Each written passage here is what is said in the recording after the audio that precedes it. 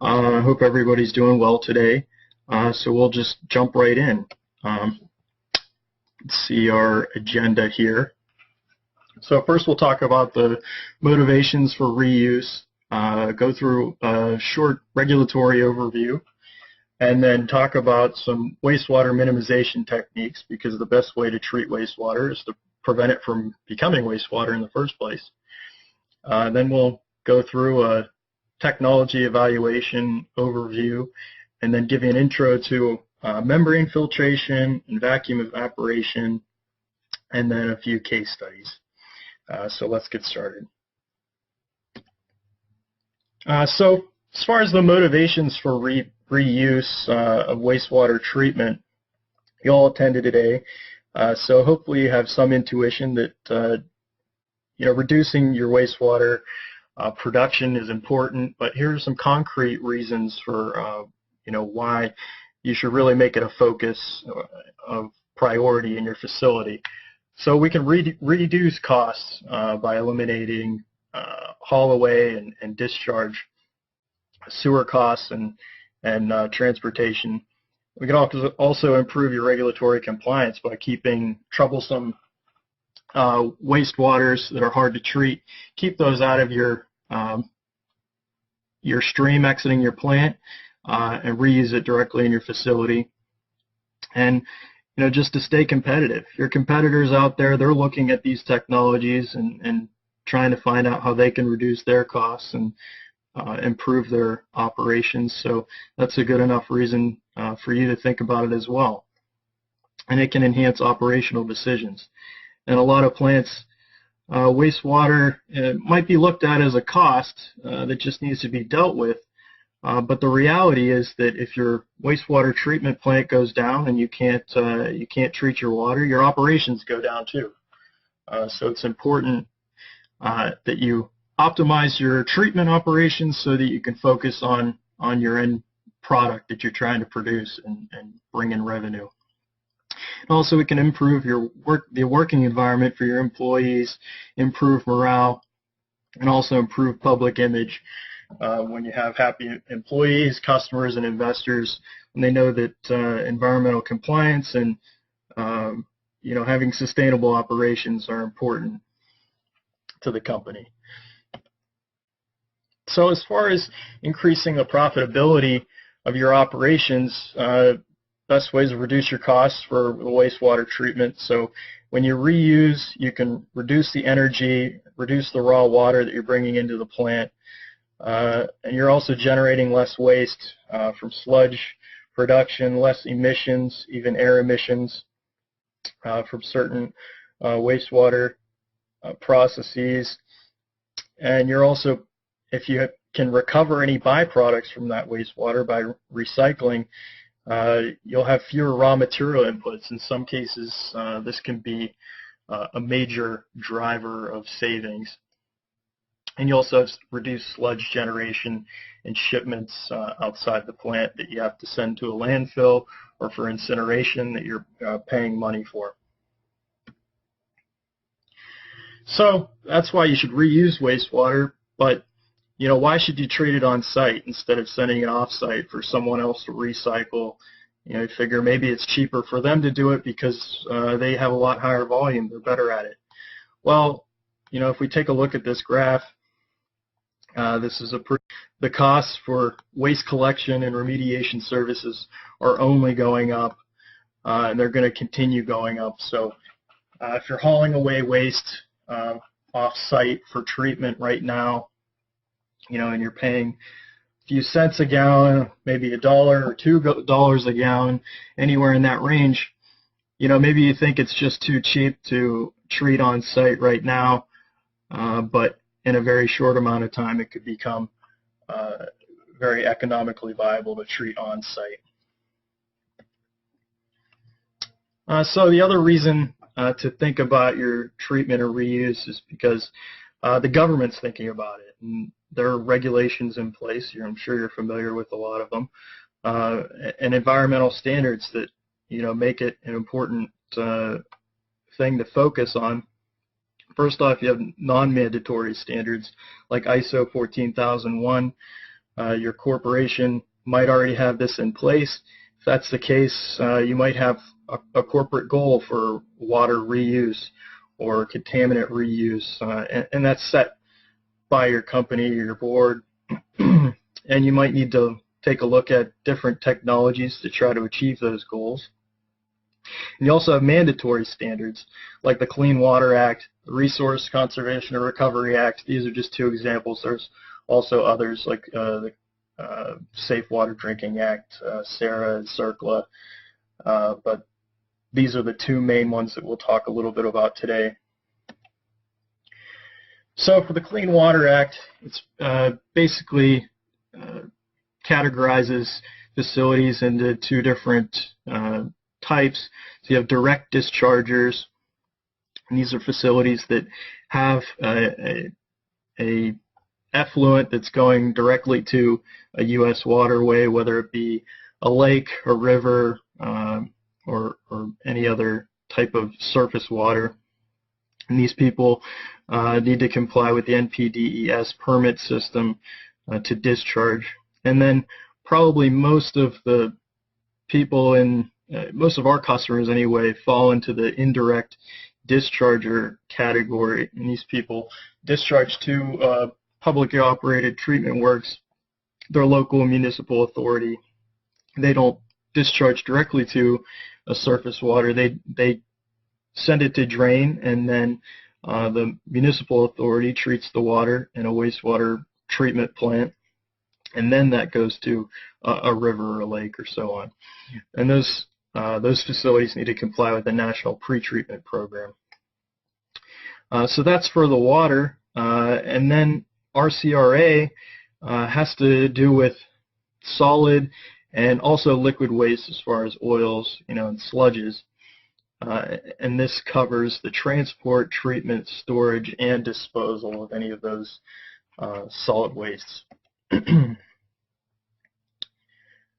So the EPA has established water effluent guidelines, and these are national standards that are developed on an industry-by-industry basis. And what that means is they're different for separate categories. There's probably 50 different industry categories, and the EPA creates these standards so that they're the guidelines are achievable by that industry. So depending on what industry, the size of a typical facility, they may or may not have a higher or lower revenue to invest in certain technologies, so they take account for that when they're making their guidelines. And they make these guidelines based on, they're technology based. So what that means is that they have a certain technology in mind and the type of quality that could be achieved by using that type of technology, and they set the guidelines based on those technologies. Having said that, the guidelines don't require a specific technology to be used, just that you meet the numerical limitation of the specific contaminant level. But you can use any type of technology to get to that level. So back to the NPDES system. If you're discharging directly to a surface water, then it's further segmented into the different treatment standards, the different treatment levels, and they're based on your facility. Whether you are a new facility, then you have to comply with new source performance standards. Those are typically the most stringent. Or if you're an existing facility, and they divvy them up a little bit differently and have, they're more or less stringent based on that. And then the National Pretreatment Program is sort of the same way. They have pretreatment standards for new sources and pretreatment standards for existing sources. And these standards are basically created to prevent too much contaminant or too high of a contaminant from passing through the municipal treatment plant or the public treatment plant once it gets there. So you're sending it to the drain, and your operated treatment works will treat the water, but their facilities aren't perfect, so they need to set standards so that there's no pass-through or you don't cause an upset in their system. And the EPA relies on the local authority to manage those limits. Okay, so I think, Chris, do we have any questions at this point? No, Andrew, I think you're okay. You can keep on going. Okay, good. So we'll go on to the next section for wastewater minimization. As I said before, the best way to reduce your wastewater production is, recycle right at the source and prevent it from becoming wastewater in the first place. So a few different ways to do that: training and supervision. You want to make sure your employees know your goals for water usage and know the why and the how that you'll get to those goals, so that they can be on board and they have the training necessary to carry out your initiatives. Production planning is useful. Give you an example. If you can plan your production steps such that you can reduce your water generation. So if you have, maybe use machine or stamp a part, and then you have to cover it with an organic corrosion inhibitor, and then you have to rinse that off before it goes to coating. A good way of reducing your waste there would be to, put the machining process, right before your coating or painting process, so that you don't need that intermediary step. There's a lot of other ways to look at, planning your operations that way.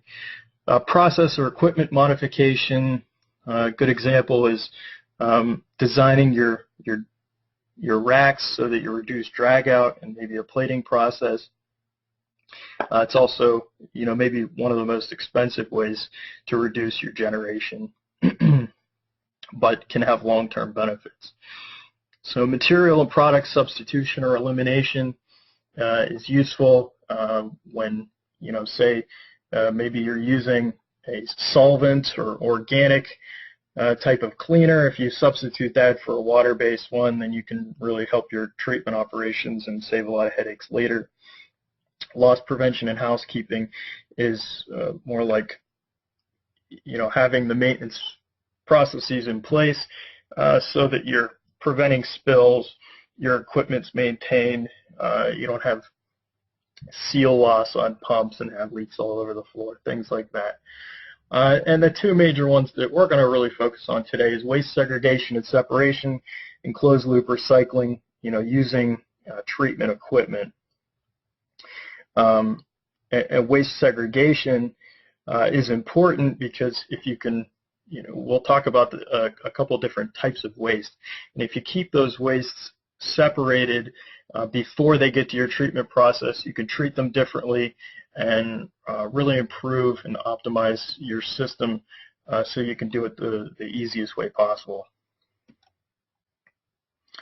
So PRAB's customers we dedicate our services mainly to machining and metalworking industries, general manufacturing, as well as surface treatment industries. We also serve other industries like oil and gas and chemicals and primary metals, but we'll talk mainly about machining and surface treatment.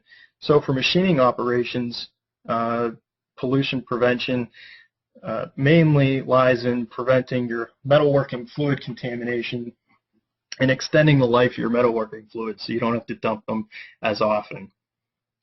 You can recover the oils and recover the coolants, and then recycle the oils once they've been spent. So a couple ways of preventing metalworking fluid contamination is removing the tramp oil. This is a big one. You want to reduce contamination from your hydraulic machines. And if possible, you can replace hydraulics with electrical systems, and also maintain your machines so that you can reduce the contamination to your coolants. You also want to reduce contamination from makeup water by using deionized water to top off. Typically, tap water is better to create your emulsion in the first place, but you don't want to top off with tap water because of the minerals in there, and over time they'll build up, and you'll lose the qualities and the actions that you need your coolants to take. And you also want to reduce contamination from your sumps, if possible, to sterilize, or using metal inserts on concrete sumps. These are all good ways to reduce the metalworking fluid contamination. And so for extending the metalworking fluid life, we can substitute the different additives that you're using. Some coolants are better than others for recycling, so that's a good place to start if you're looking at recycling your coolants. Modify your equipment to remove tramp oils again, or increase agitation to reduce bacterial proliferation, and monitor your fluids. Have a good process in place for recording the concentration and pH. Make sure you're staying on top of the quality of your coolants, and then instituting or using recycling equipment such as filtration, centrifugation, pasteurization, different things like that, and also taking your scrap metals and recovering the coolants from those to go back to your recycling equipment and make use of all of the coolant instead of sending it out with the scrap hauler.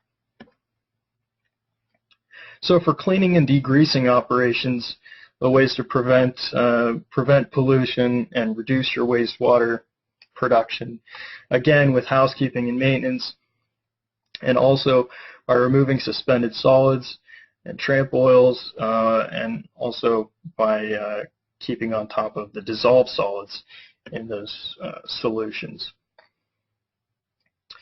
So on the maintenance side, you want to check the accuracy of your temperature controls. If you have a heated tank, you want to make sure that you're within the temperature range that you need the operation to be at, and making sure there's no sludge buildup on on any of those components. Install tramp oil removal. Use filtration or membrane filtration to remove the emulsified oils and to remove the suspended solids in your wash solution. And for dissolved solids removal, we can use ion exchange, reverse osmosis, or vacuum evaporation to remove those dissolved solids, and you're able to concentrate and extend the life of those cleaning baths by taking out the contaminating metals and salts that build up from the rest of your process. So again, we've talked about some of the applications that PRAB really focuses on, and this is a list on the machining, metalworking side, as far as the different applications that we really have great solutions for recycling or wash waters, coolants, degreasing baths, dye lubricants, and the rest of the list. And on the surface treatment side, we can handle cleaning, degreasing, pickling, and all kinds of plating lines. And this is, in surface treatment, is the big one on byproducts recovery, is where we can take those metals from the plating baths, recover them from the rinsing baths, the rinsing blowdown, take those metals and put them right back into your concentration bath. And this is where you can really reduce your volume of water you generate and also save money on the raw material input. Okay. So on the treatment technology for evaluating, we want to first segregate the waste streams, which we already talked about, and then we want to analyze the pollutants. And based on the pollutants that are there and the application that you have, we can determine the level of treatment that's necessary to recycle and reuse that water. And if it's a preliminary treatment, then we're recycling right at the application, right at the plating bath or whatever the source is. And we also call what's an end of pipe treatment, is if you have all of your water coming to one wastewater treatment plant, and then you clean it up enough to go to reverse osmosis or vacuum evaporation, and we can recycle that whole stream. So we've put together a little diagram to help you take a look at what application you have and what type of technology you may need or what's available to recycle that type of water. So if you're doing a heavy grinding or machining, we really only need to perform a gross filtration of the particulates with a centrifuge, possibly a magnetic separator if there's ferrous materials present. But if we're getting into a colloidal suspension or with metal ions and plating waste, we're going to need to go to a more advanced technology like ultrafiltration to remove oils, or reverse osmosis or vacuum evaporation to remove the dissolved solids and recycle that water to give you a good quality rinse for your product.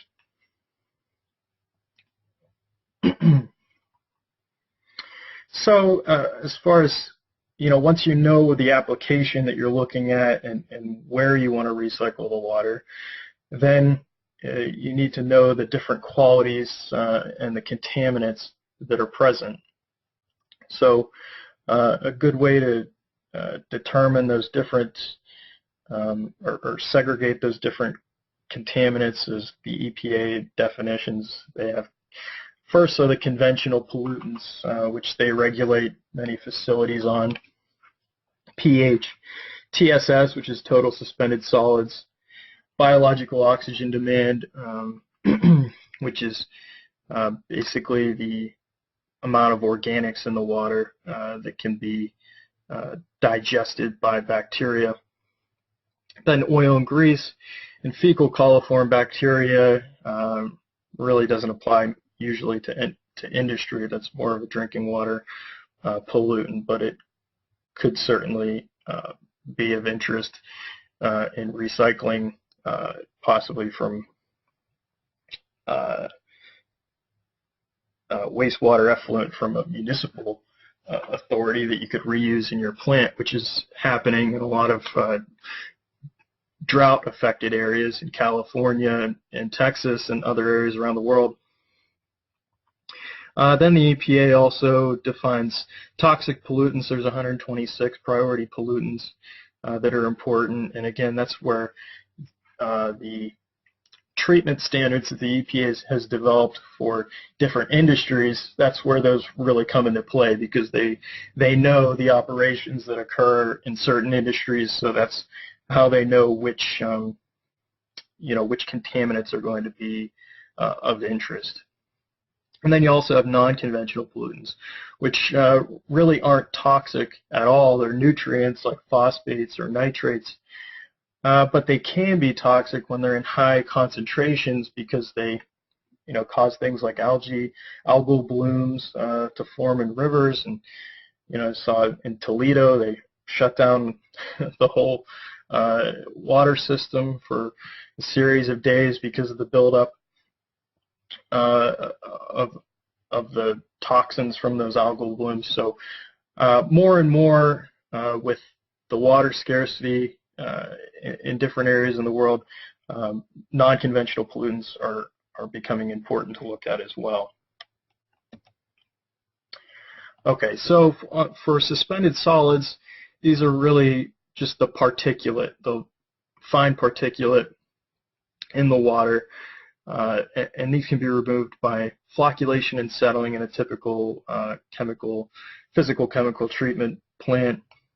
We can also use centrifugation, or what we call deep bed filtration, which is the category where multimedia filters, paper bed filters, just conventional filter bags and cartridges, they all fall into that category. And then we also have cross-flow filtration, where the flow isn't going straight in, and we'll talk about this a little bit more later. And microfiltration is a very effective means for removing solids using that technology. So if you have a lot of oil contamination, we have a couple case studies later that will really illustrate good oil removal methods. You can use skimming, coalescing separation, chemical emulsion breaking by adding a polyelectrolyte chemical to pop the oils out, centrifugation, ultrafiltration, and also evaporation. We'll talk more about ultrafiltration and evaporation shortly. And then the toxic organics that you might be regulated on could be removed by a variety of ways, with carbon absorption and reverse osmosis, resin absorption, ozonation, but really the best way to keep toxic organics out of your wastewater stream is through BMP's best management practices. So you can keep procedures in place at your facility to keep your solvents and volatile compounds out of your water stream. That's the best way, is prevention. And then also, if you have metal contamination in a surface treatment plant or metal finishing operation, you can remove. You're probably familiar with hydroxide or sulfide precipitation, which can be followed by reverse osmosis or evaporation, ion exchange, typically performed on the baths themselves to take out the junk metals and leave the actual working metal, and electrolytic recovery as well. And now we'll also want to reduce your sludge production. Once you're doing these filtration processes, you're going to produce sludge, the actual contaminant that you're removing from the water. So you want to, these have to go to landfill and have to be hauled off. And like we talked about before with RCRA, they're going to manage that sludge removal part and the toxicity of that sludge. So you want to reduce that volume as much as possible. You don't want to pay for the water to be hauled away. You want to pay for the solids. So we can use centrifugation, vacuum filtration, pressure filtration, just a simple sludge bed drying, and also more advanced technology like vacuum evaporation and crystallization. All right, so now that we've got the overall technology spectrum covered, we're going to dig a little bit into microfiltration and ultrafiltration and the trends that we're seeing and how we can really effectively remove total suspended solids and oils. So membrane filtration, microfiltration and ultrafiltration, they're both membrane processes. Nanofiltration and reverse osmosis are also membrane filtration processes. We won't talk too much about them because they're a category in themselves. We plan on dedicating a future webinar to talking about that if you're interested. But so for the micro and ultrafiltration, they work on a sieve principle, and the filtration process is driven by pressure and the transmembrane pressure through a pump across the membrane. So here in the diagram, you can see that the membrane has a certain size pore that will let certain molecules through the membrane like a sieve, but on a very small scale. And then it'll keep the other molecules in the retentate or the concentrate side that can concentrate up, and you can remove that later and dispose of that. And your clean water is on the right side. So this is actually an ultrafiltration membrane because it's keeping the oil and all the other particulate on the left side, and it's letting water and dissolved salts and surfactants out on the other side. Microfiltration has a little, the pore sizes are slightly bigger, so it'll only keep solids and will let some of the oils through. So again, it's a pressure-driven process. Transmembrane pressures range anywhere from 10 to 100 psi, and that really depends on the size of the pores of the membrane. And they're separated by size exclusion, again, on the sieve principle and how big those pores in the membrane are. And now, because of the cross-flow action of ultrafiltration and microfiltration, the way these systems are designed, we'll go back to this other picture. So the water flows parallel to the membrane instead of directly into it like other deep bed filtration processes, like just a filter bag or cartridge where the water flows perpendicular to the filtration media. So instead of the solids building up on the membrane, the solids will be swept away by the water across, parallel to the membrane, and this can keep the membrane clean and allow longer times before any type of maintenance like cleaning or back flushing.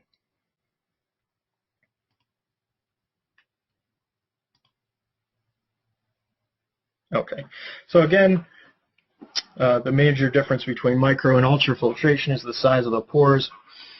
Micro, it's on the range of 1 to 0.1 microns, where it'll remove only the suspended solids and large colloids, whereas ultra, we're in the range of 0.1 to 0.02 micron, and this is going to remove all of the large organic molecules like oils, and will only let through the dissolved salts and smaller molecules that are soluble or dissolved in the water. So this is another picture of a membrane. It says hollow fiber, but it's also can be a tubular membrane where the water, the wastewater flows in from the left and flows and sweeps across the membrane, and all of the contaminants that will not pass through the membrane will be retained on the inside, and then the flow of the clean permeate goes on the other side. There's also membranes that work the other from the other direction, outside in, and that gives you a little more surface area, and that really just depends on the manufacturer of the membrane. Okay, and here's a setup of a simple tubular MF or UF system, where we have a concentration tank where the water goes in, and a circulation pump where the water flows through the membranes and the concentrate returns to the tank. And you really only have about 1 to 10%, depending on whether it's UF or MF, 1 to 10% of that full feed flow will actually go through the membrane as clean permeate, as usable water, and the rest, 90 to 99%, returns back to the tank to recirculate. And then usually we'll also have a clean in place system or a backwash tank in order to backwash the membranes and flush those out. Okay, again, here's another simple schematic of how the system works. This is microfiltration for solids removal, and the solids will go to the sludge tank after it's been concentrated, where you can then remove it with a filter press or some other type of dewatering process. And with ultrafiltration, to remove oils, typically we'll have a oil skimmer first that'll skim the free oils off the top of the water and leave the dissolved oils or emulsified oils for the membranes to deal with. And that oil typically is concentrated up enough to the extent where it can go to an oil recycler that'll pick it up for free, or sometimes you can get paid for it if it's a good enough quality. And this is an example of a full range of treatment options actually in a metal finishing plant, and a good way to separate different waste. So you want to treat your chromium bearing and cyanide bearing wastes first. You want to keep your oil bearing wastes out of your metal, your general metal wastewater. Treat that with UF or coalescing separation first, and then treat your chelated metals separately, and then they can all come together and do a chemical precipitation and remove those flocculated solids by microfiltration, and then go to drain, or that could even go on to another process like reverse osmosis or vacuum evaporation, where you can recycle that full stream of water. Okay, so speaking of vacuum evaporation, we're going to dig into that technology a little bit more. So, maybe it'd be a good time if anybody has any questions on membrane filtration or anything that we talked about up until this point. Yeah, just as a reminder, if you could use, since everybody is in listen-only mode, if you could just type your questions into the chat box on the right-hand side of your GoToMeeting window there, we'll be happy to entertain any questions as they come up. Okay, great. And if anybody has any specific questions that they don't really want to ask here, definitely feel free to email me. I'll have my email on the last slide here, or give me a call and we can talk about your specific situation. So moving on to vacuum evaporation, sort of an exciting technology. It's been around for about 35 years worldwide, but really has only become economically viable in the U.S. over the last couple of years. And really the main difference between this type of technology and membrane filtration or any other type of filtration process is that we're removing the water from the contaminant instead of the other way around. And evaporation is a natural process that we're just accelerating on an industrial scale.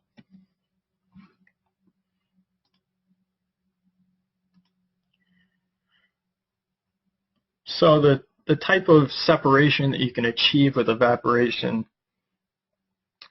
is quite distinct. We're going to remove all dissolved solids, so heavy metals, borons, hardness, phosphates, surfactants, any remaining suspended solids. We can also remove, have a large reduction in COD or BOD and good separation of oils. And really, where these units shine are in zero liquid discharge projects combined together with membrane technology, ultrafiltration or reverse osmosis. And also these are great units to recover metals and active components that can be reused in your process. So, in the medical field or biotechnology field, you can recover proteins, pharmaceuticals, things like that. Surface treatment, where you can recover metals. And they're also using much lower energy than in the past due to recent advances in technology. So there are two major heat transfer types that are utilized on these units that we'll talk about. The first is a heat pump. It operates under vacuum conditions and a low temperature, and that low temperature is the reason why we can use less energy than a standard atmospheric evaporator that operates at pressures, right around atmospheric pressure, 14.7 psi. And they use a refrigerant gas to recover the heat that goes into boiling the liquid. So we get that liquid back. Excuse me. We get that energy back because we recover the liquid and reduce the energy usage by about 25 times compared to just a standard kettle evaporator where we're just adding natural gas or something to heat the water and boil it into a vapor. So here I have a diagram of the actual operation, and we'll switch over to flash. I have a flash diagram.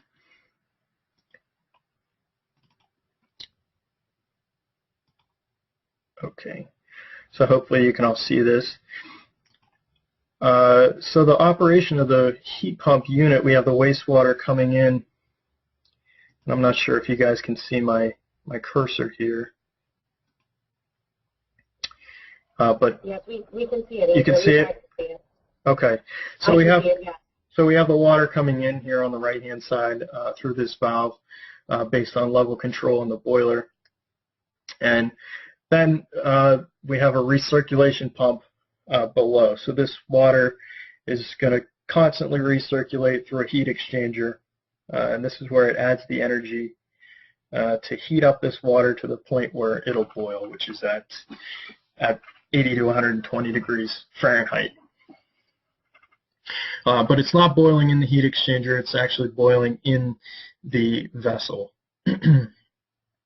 It flash evaporates in the vessel. That's important because it reduces fouling in that heat exchanger and reduces the amount of cleaning that's necessary. So, I've got to go back to my other cursor.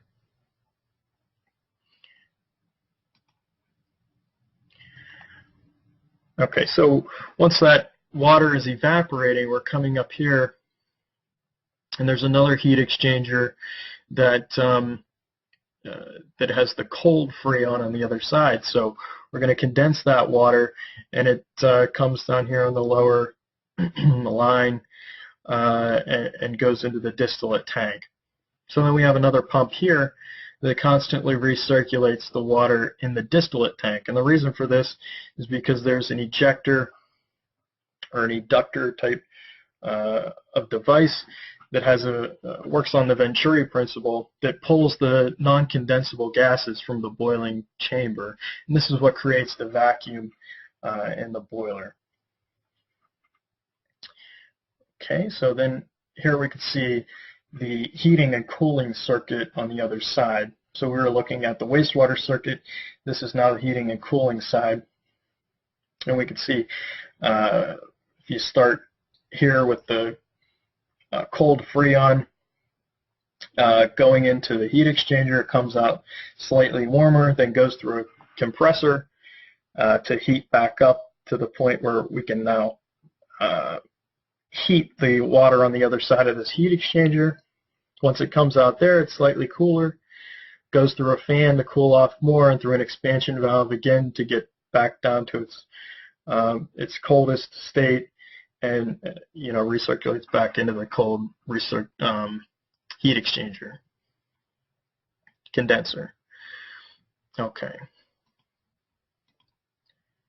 so we'll quit out of here, go back to our presentation.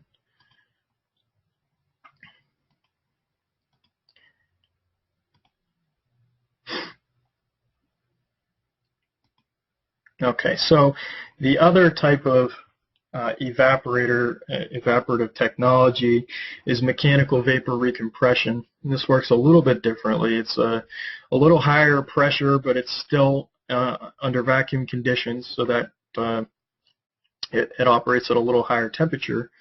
But again, it's lower than the typical 212 degree Fahrenheit boiling point at atmospheric levels.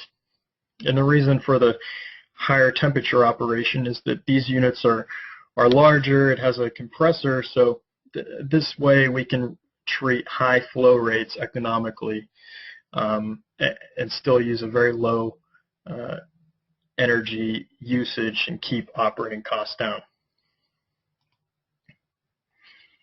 Okay, so again, I have another flash diagram that we can go through to explain the operation a little better. So here, there's no refrigerant in this type of evaporator. It actually uses its own vapor as the heating source. So here at the bottom, we have the inlet wastewater, comes through a valve in a pump, and preheats in this exchanger here, and then enters the boiling chamber. So here we have the concentrated wastewater, where it's recirculating again through this heat exchanger, much like the other unit, except on the other side it's not refrigerant, it's the vapor. So we'll see that in a second. Okay, so on this side we see the wastewater has now become vapor. It's a gas and comes into the top pipe here, and then it goes through a rotary lobe compressor. So we compress that vapor, and now it's hot because of the, you compress the volume of a vapor, it heats it up. So now we have hot vapor on this side, and exchanges its heat with the water in this heat exchanger, and then condenses fully into the distillate. So this is where we have clean distillate in the distillate tank, and then a transfer pump here that for this system, because of the larger flow rates, we have this secondary heat exchanger for preheating purposes to recover as much energy as possible. Okay, so we'll go back to the presentation now.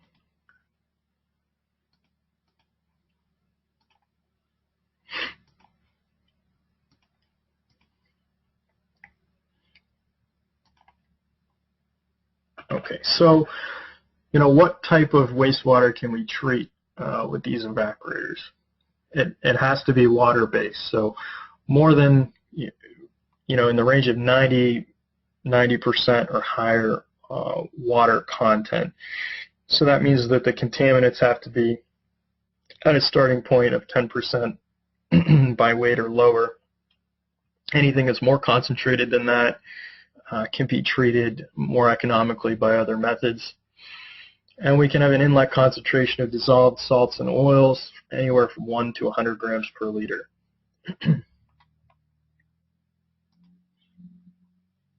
Okay, so that's what's going in. What can we get out?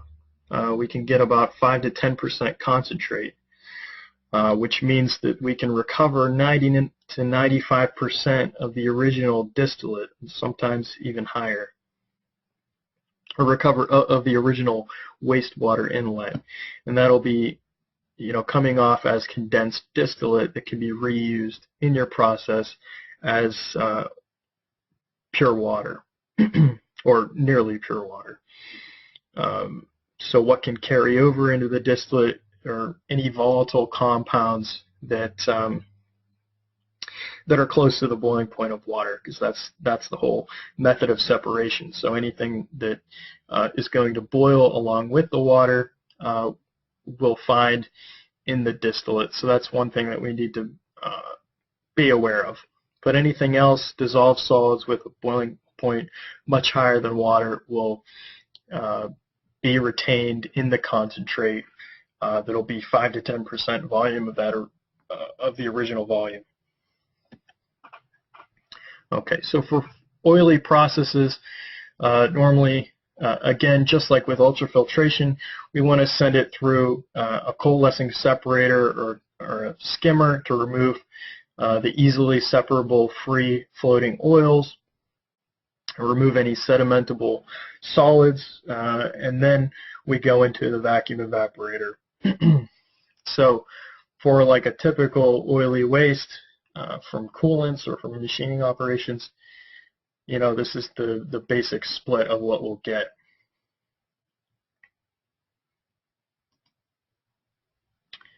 This is another diagram of the coalescing separator, and this is a different way of setting up the system. So here we have the concentrated salts that we can put back to the coalescing separator and actually improve the splitting of the oils in the first place. We could get a much higher recovery of oils this way.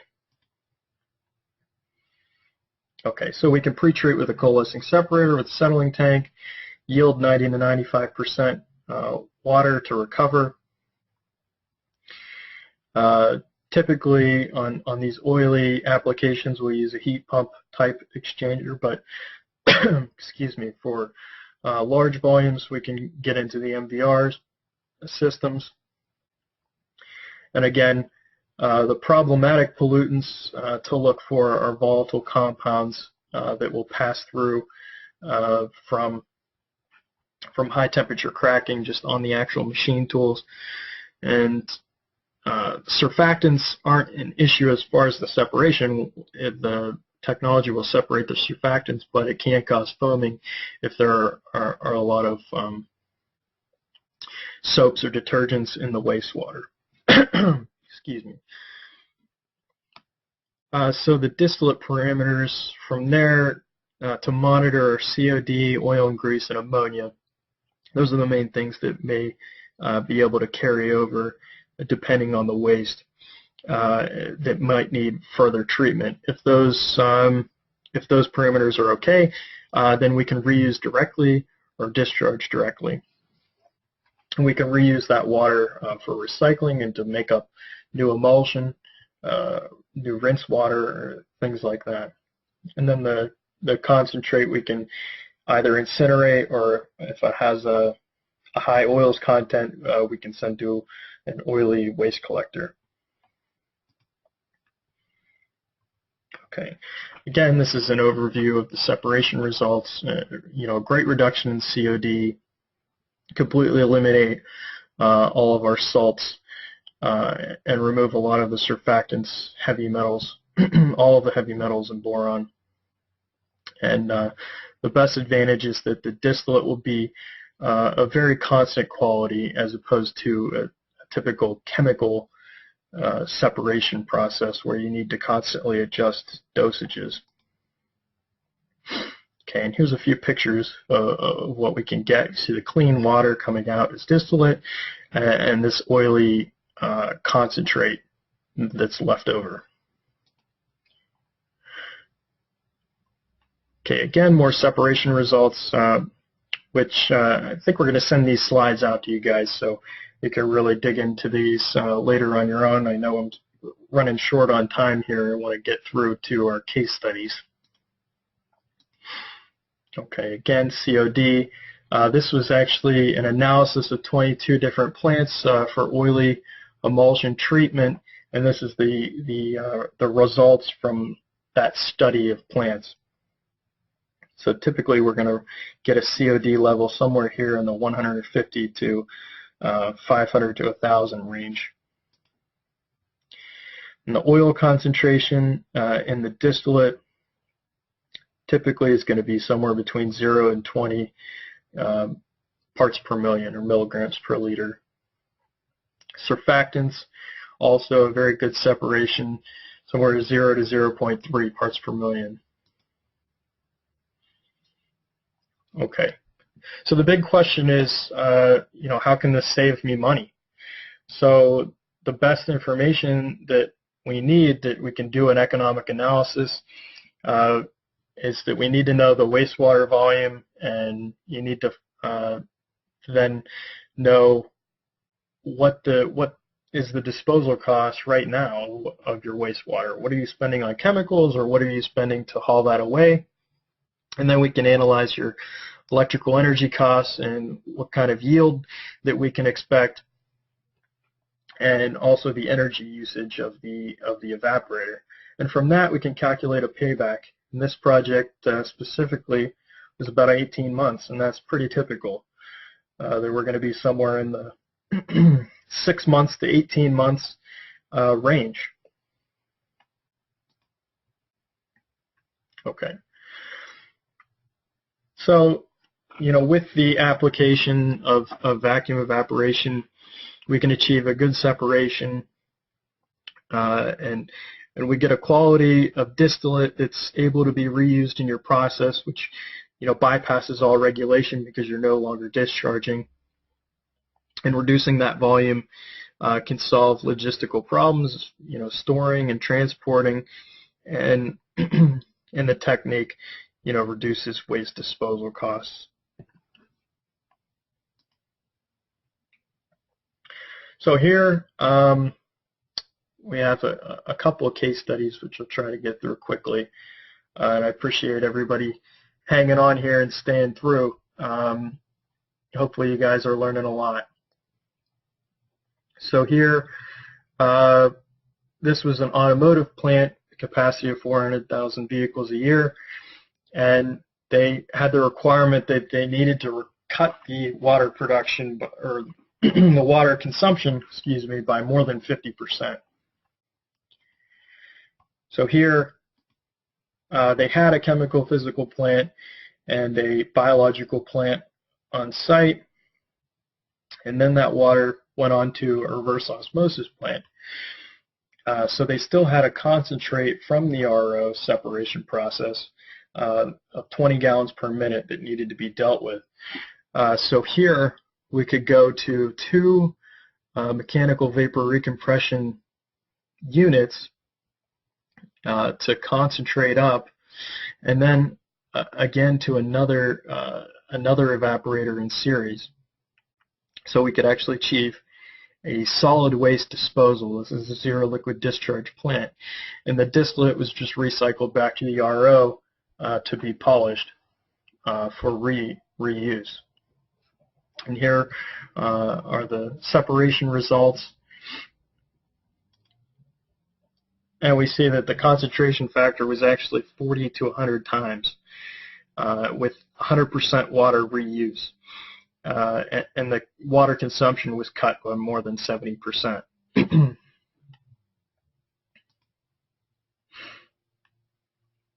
So with that whole process, CO2 emissions were also cut by 98% by reducing their water consumption and energy usage. And they were able to, we were able to get to a zero liquid discharge treatment solution. Okay, next case study, excuse me, is 4 metal cutting lines, 1 assembly line in a automotive plant. We wanted to reduce oily waste disposal costs. So here we had CNC machines, parts cleaning baths that first went to a coalescing separator, and that water was now free and mechanically dispersed tramp oils, and at a volume of about 5.5 gallons per minute. Went to a mechanical vapor recompression type evaporator, or you could recover the distillate. And here, again, because of the oils from cracking on the CNC machines, there was some carryover into the distillate. So sending that distillate to an ultrafiltration plant then removed the remaining oils enough to discharge the permeate, and then the oils that were recovered in the ultrafiltration were sent back to the coalescing separator. And all that concentrated oils was then sent for incineration. So the water reuse was 95%. We were able to concentrate the wastewater 20 times in this case. And that oil was able to be reused to be burned as fuel, further reducing energy usage and CO2 footprint. All right, I think this is our last case study here. Was a fastening fastening components plant, and the wastewater came from a cleaning tunnel. So we wanted to reduce the oily wastewater from that cleaning tunnel. So we had the fasteners production, and then the parts cleaning tunnels, and that oily waste first, again, goes to a coalescing separator to remove those free oils, and then into an evaporator where the distillate could be reused directly for cleaning, and the concentrate again for incineration. And here it's important to note there was a very high variability of the inlet waste, and the evaporator is able to keep up with that variability to give a highly constant distillate, totally removing the heavy metals and removing a high percentage of the oils and COD. So here again we're able to concentrate 20 times, reuse 95%, at a payback of about 1.5 years. Okay, so that's everything I had planned for today. Thank you all for attending and being with us. Yeah. I'm sorry to interrupt you. Oh, no problem. I just received notification that maybe I was not able to see questions that were posted. So okay. You can check real quick. And while you're checking your chat box to see if there are any questions, I'll just tell the group, I noticed we did have a few people that had to leave right at 3. But we will be posting this presentation. We did record it. We will post this presentation very soon on our website on wastewater.prab.com. So you can find this full presentation there for your review. In addition, on the home page of that website is the full wastewater spectrum that Andrew showed earlier, with links to the mechanical equipment that will help you kind of narrow down based on your application and your finite water treatment requirements.